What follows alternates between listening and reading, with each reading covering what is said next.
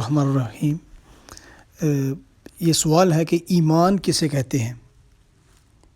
ایمان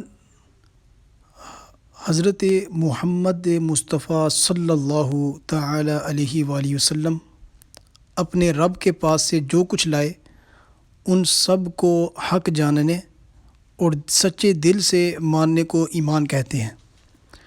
اور اس طرح ایمان کے بیان کی دو قسمیں آتی ہیں، ایمان مفصل، ایمان مجمل۔ ایمان مفصل جیسا کہ ہم عربی کے اندر پڑھتے ہیں، آمنت باللہ وملائکتہ وکتبہ ورسلہ والیوم الآخر والقدر خیرہ وشرہ من اللہ تعالی والبعث بعد الموت۔ اور ایمان مجمل، آمنت باللہ کما ہوا باسمائہ وصفاتہ وقبلت جمیع احکامہ اقرار باللسان وتصدیق بالقلب۔